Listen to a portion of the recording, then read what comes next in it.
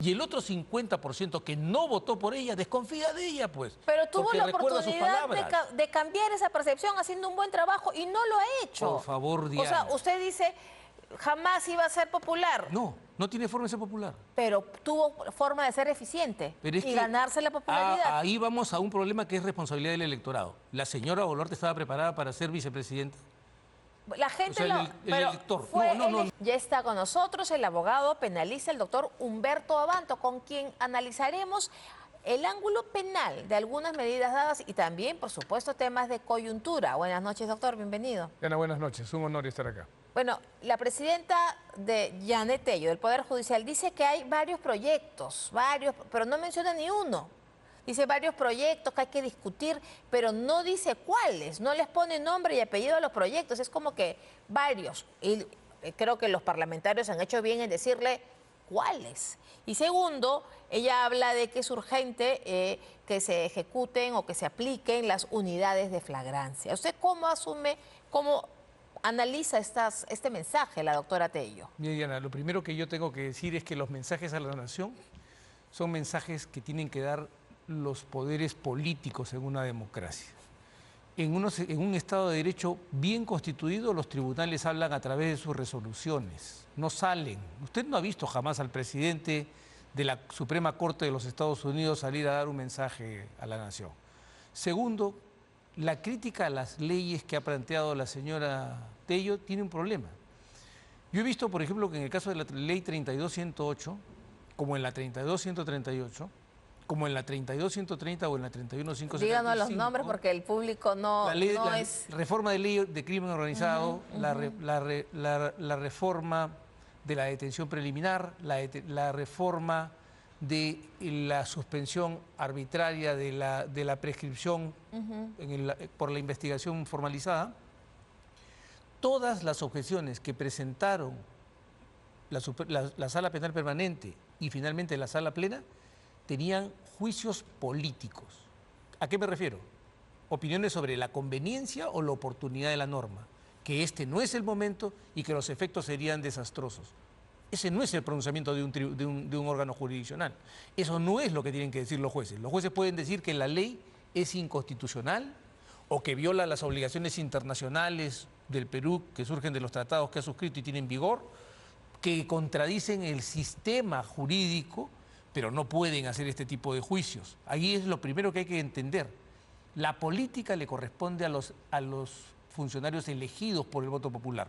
La política no le corresponde a los tribunales. ¿Usted cree que la doctora Tello está haciendo política con ese mensaje? Sí, da un mensaje a la nación y expresa críticas a los demás poderes. Y una autocrítica muy tibia, diciendo que exhorta a los jueces a ser rigurosos en la aplicación de la ley, lo que lleva implícito el mensaje de que los jueces no están siendo rigurosos en la aplicación de la ley. Tenemos un mensaje político. Si la señora quería comunicarse con el país, lo primero que debió hacer es ofrecer disculpas por el bajo rendimiento del Poder Judicial en estas circunstancias. Ahora, ella refería a eso porque, aludiendo al pleno temático de seguridad que hemos estado conversando también con el general Bella, pero hace unos minutos se ha aprobado en el Congreso la modificación de la Ley de Extinción de Dominio, que también ha tenido observaciones del Ministerio Público, del Poder Judicial. Hay quienes dicen que efectivamente ha habido un abuso. Ahí tenemos, en segunda votación, se aprobó el dictamen que propone modificar el decreto legislativo 1379 sobre la extinción de dominio a fin de perfeccionar el proceso de extinción de dominio. Se aprobó ya en segunda votación, ahora queda en manos de la Presidenta de la República. Efectivamente, se habla de que han habido abusos en la aplicación de la ley de dominio, que ha sido en algunos casos expropiatoria, ¿no? Confiscatoria. Confiscatoria, el término exacto.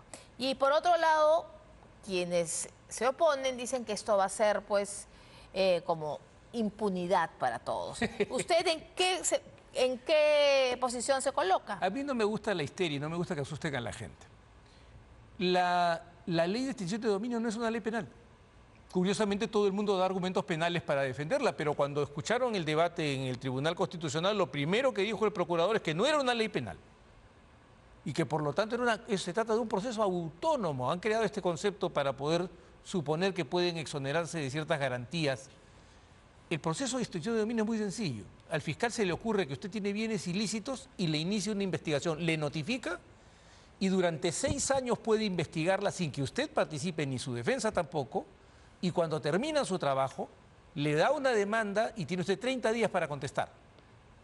Y para contestar tiene usted que probar que su bien es de origen lícito. No tiene Lícito. así es, no tiene que probar, él no tiene que probar que su bien es ilícito. Esa norma es absolutamente inconstitucional y es una pésima importación que se hizo del sistema colombiano. Y está muy bien que se corrija. No es que haya habido abusos, la norma es absolutamente abusiva, es absolutamente violadora de los derechos fundamentales y más grave aún, tiene un contenido peligroso porque acá hablan mucho del crimen organizado, etcétera. No es verdad. Esa ley permite que el Estado se haga de los bienes de origen ilícito. La palabra ilícito es así de grande como esta mesa y la palabra criminal es de este tamaño en la realidad. Entonces, yo después puedo quitarle a usted sus bienes por una ilicitud administrativa, por una ilicitud laboral. Claro, dicen, pero no lo hemos hecho. Yo no estoy diciendo que lo hayan hecho, estoy diciendo que pueden hacerlo. ¿Qué nos impide que ocurra? Ahora, en la actualidad, la ley de extinción de dominio, antes de esta aprobación de la modificación del texto sustitutorio, decía que si a mí me investigan por un presunto hecho de lavado de activos o lo que fuera, todas mis propiedades, mientras duren la investigación, pueden ser embargadas, mis cuentas congeladas, pero yo estoy en etapa de investigación, no me han condenado.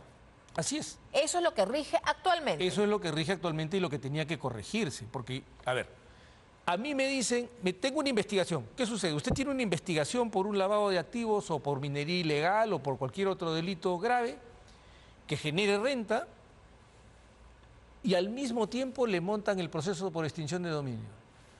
¿Qué pasa si lo absuelven aquí? No pasa nada porque igual le quitan sus cosas por la extinción de dominio. Y todo lo contrario, yo estoy de acuerdo. ¿Qué pasa si lo absuelven? ¿Qué pasa con mis bienes? Así es. Pero en el otro lado, a mí me inician una investigación y como no me pueden embargar nada hasta que no me condenen, ¿qué hace una persona? Empieza a transferir bienes. No, ahí hay un error. Ahí hay un error. Pero no se puede dar esa figura. Yo empiezo a vender, le paso al hijo. No, están mintiendo. Pero le pregunto, ¿esta figura se puede dar? Es que es falso. ¿Pero se puede dar o no la figura? No, no se puede dar por una razón qué? sencilla, Diana. Porque en el proceso penal existe la incautación y el decomiso. Porque existe la inhibición, existen las órdenes de inhibición, existen las órdenes... O sea, no hay forma de que eso ocurra. Y por último, si alguien hace un pase ilegal de sus bienes para liberarse, el juez con una sola resolución anula esa decisión y recupera el bien. Cuando lo condenen. No, no necesariamente. No tienen que condenarlo. No, lo que usted no puede hacer es deshacerse de los bienes para evitar la reparación civil, por ejemplo. No. Entonces, es mentira que se necesite la extinción de dominio. La extinción de dominio es un proceso supernumerario porque ya existe la incautación y existe el decomiso, porque existe el embargo, porque existe la inhibición. O sea, todos los medios los tiene el Estado para evitar que el criminal escape con el fruto de su delito. No necesitan esto, que solo ha servido para quitarle sus cosas. Pues, siempre doy el mismo ejemplo. El ejemplo del doctor Cáceres, del doctor Víctor Raúl Cáceres en Paiján, que le quitaron a él y a su esposa la casa en Paiján, estando su esposa con cáncer en Trujillo y viviendo en Trujillo, porque le dejaron la casa a un hijo al que solo acusaron de cometer un delito. No está condenado, no está procesado, o sea, no está en juicio oral todavía, pero fueron a la extinción de dominio y le quitaron su casa. ¿Por qué? Porque no había sido diligente de custodiar que el nene de 52 años no cometiera un delito en la casa. Así le quitaron su casa. Y transportistas que han movido... No, las empresas agregados. pesqueras que tienen procesos administrativos les incautan o les quitan, les inmovilizan las embarcaciones. Eso es un caso bastante común. El caso del presidente Pedro Pablo Kuczynski, por ejemplo, la casa de Cieneguilla, todo el Perú vio las imágenes de que se llevaban hasta los inodoros. Destrozaron la casa. ¿No? Y hasta donde entendemos, el expresidente Kuczynski no tiene condena. No tiene condena, pero la extinción de dominio se puede dar sin que usted tenga condena. Sí, se entiende, Entonces, mientras está en investigación. Pero esto es una barbaridad, es un despropósito, pues, porque si usted está en un proceso todavía es presumido inocente, ¿cómo va a venir alguien sobre pretexto de un proceso autónomo a hacerse sus cosas y entregárselas al Estado? Ahora, eso todavía va a pasar al Ejecutivo. El Ministerio de Justicia estaría en contra. y probablemente puede haber una observación que tendría, y el Congreso si requiere lo podría aprobar por Yo insistencia. creo que el ministro Arana está absolutamente equivocado en esto y que la señora Boluarte debería escuchar a otras voces como de personas realmente ilustradas. El ministro Arana no es ilustrado. No creo que esté ilustrado una persona que no entiende que este proceso es riesgoso para la ciudadanía, no para los criminales, para los ciudadanos inocentes.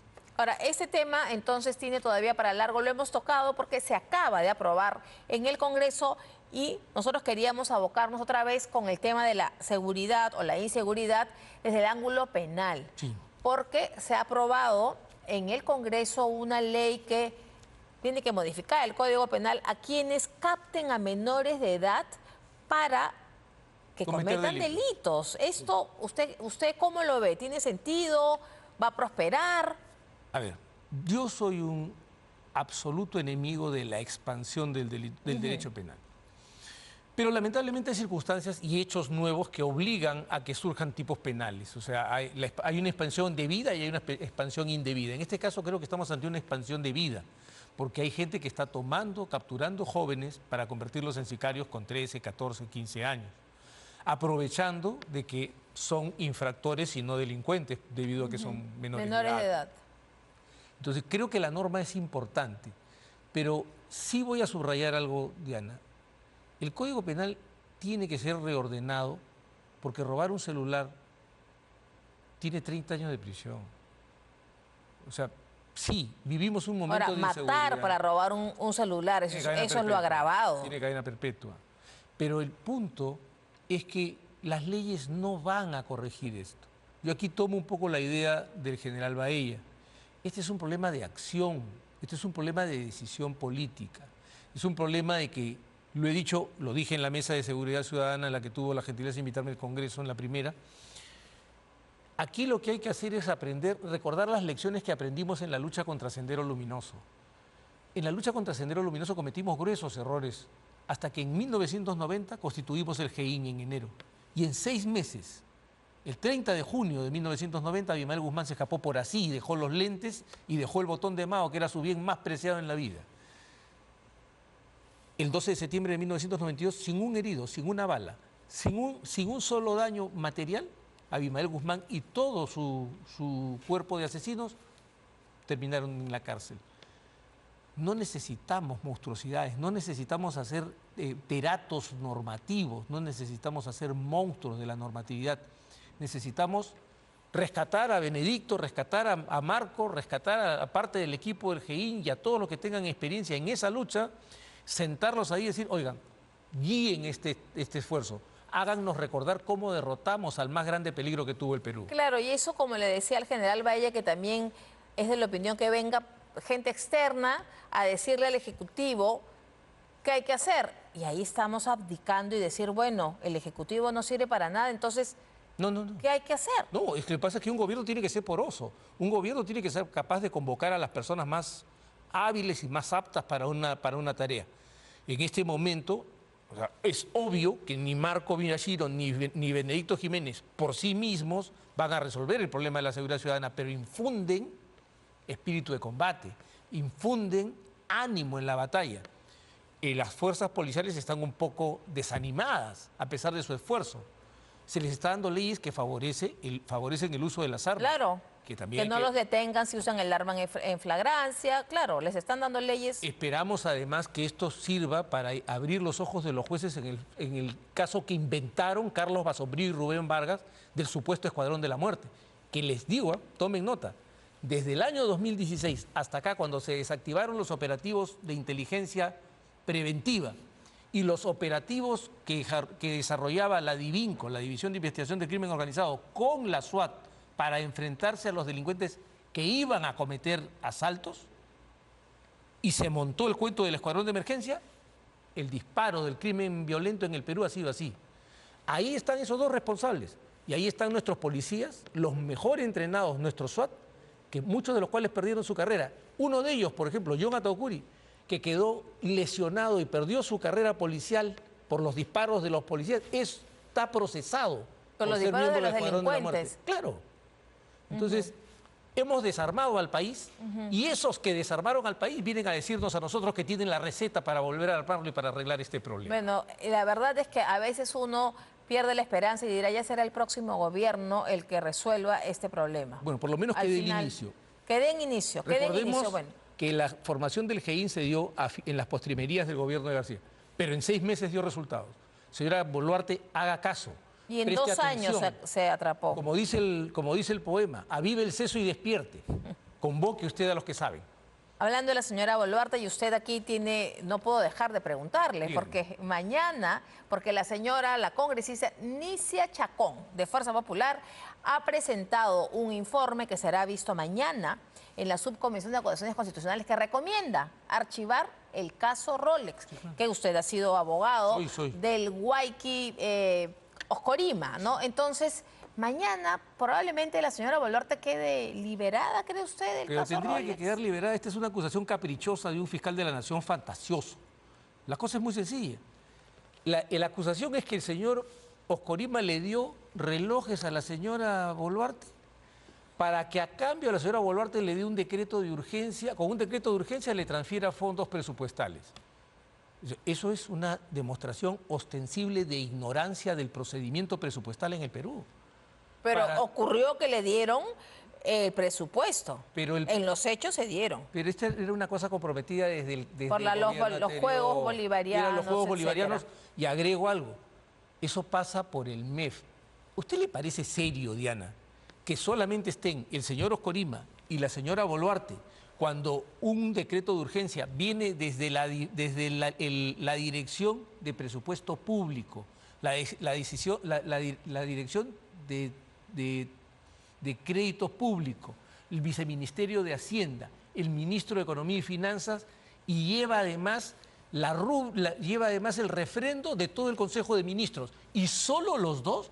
Es que la acusación es disparatada. Doctor, puede ser los términos penales, el análisis penal, el análisis legal, va por un camino, efectivamente, pero aquí hay otro tema, ¿Cuál? que es un tema ético. Es decir, es ético, la señora presidenta puede recibir los regalos de los amigos, pero un gobernador regional le tiene que, primero dijeron que se los había prestado, Sí, claro. que se los había regalado por el cumpleaños. La señora decía que era fruto de su trabajo. Entonces, las versiones fueron cambiando. Ya, La pero ese es primera versión que dio fue fruto de mi trabajo. Después me los ha prestado. Y después, antes de eso, se los habían regalado por su cumpleaños. Pero Diana, eso es una responsabilidad política.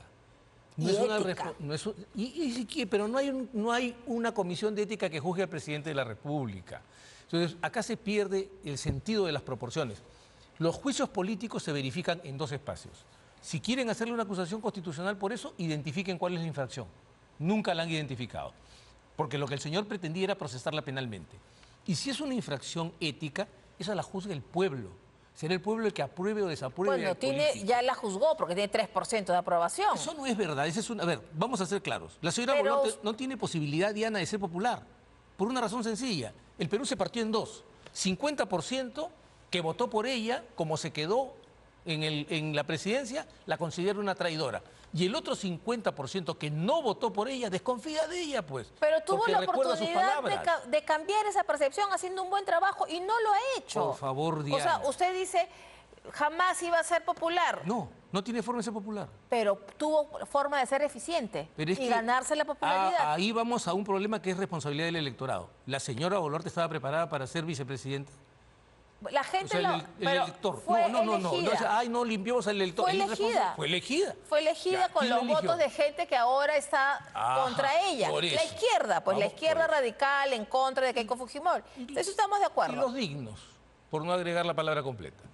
Entonces, el punto aquí es que la señora Boluarte, yo sí lo he dicho y no tengo problema en repetirlo, la señora Boluarte pudo tomar la ruta de Pedro Castillo, pudo ser consecuente con lo que dijo en la campaña de que vamos a desacomodar a la clase media, acomodada, etcétera, pero prefirió una ruta de sensatez. No es eficiente, obviamente que no es eficiente, no es Golda Meir, no es Margaret Thatcher, no es Benazir Bhutto, no lo es, pero ¿ha hecho daño? O sea... Claro en que ha ese- hecho daño. No, voluntariamente. Pero no, O sea, pero ¿ha hecho políticas destructivas? Pero decir hoy día que la inseguridad no es responsabilidad de ella, pero ¿cómo? Pues Es una frase infeliz. es una frase. El Cali Guarma, ella ha sido ministra del MIDES, ¿cómo no haber hecho Pero, a ver, daño? no, pero un pues? ratito. El daño que... La regreso al 7 de diciembre del 2022, preferiría eso. No, estamos... Entonces, no, pues no. Estamos 10 de abril de 2025. Por eso, pero regresemos al 7 de diciembre de 2022. O sea, la señora ha podido hacer... Lo que estamos sufriendo no es nada comparado con lo que estaríamos viviendo si la línea de acción política hubiera proseguido.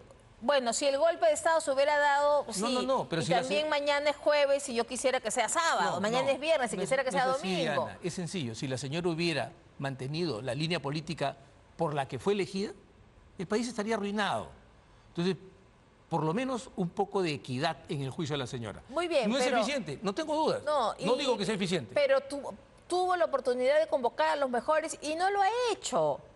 Tuvo esa oportunidad. Yo no sé si le hubieran contestado el teléfono. Yo creo que el 7 de diciembre quizás sí. No creo. Después no creo. Sinceramente, Ahora ya no. Pero el 7 de diciembre, si ella dice voy a hacer un gabinete de transición con los mejores y convoco y no voy a seguir la línea comunista de Pedro Castillo, yo creo que podría haber sucedido. Ahora ya no. Ahora es muy tarde. Tenemos lo que tenemos, Diana. Lo que creo es que el gran esfuerzo del Perú es llegar a las elecciones del 26 y elegir con sabiduría. No dejarse llevar otra vez por los odios, ¿no? El país está polarizado y seguirá polarizado, desgraciadamente. El país está falsamente polarizado por un conjunto de medios y de políticos que se hacen pasar por activistas de derechos humanos, ¿no?, que han generado una situación en la que supuestamente todos son malos excepto ellos, y que está demostrado que aquellos a los que protegieron eran delincuentes. ¿Dónde están todos aquellos que fueron auspiciados por estos apóstoles de la honestidad? ¿Dónde están? ¿Dónde está Alejandro Toledo? ¿Dónde está Ollanta Humala?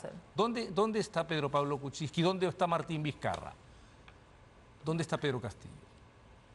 Bueno, de verdad es que podríamos seguir conversando de ese tema que es tan apasionante, pero desgraciadamente ya tenemos que irnos. El tiempo es tirano. Gracias, Diana. Muchísimas gracias, Humberto Abanto, por su...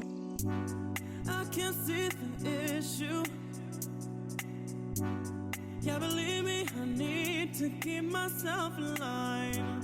But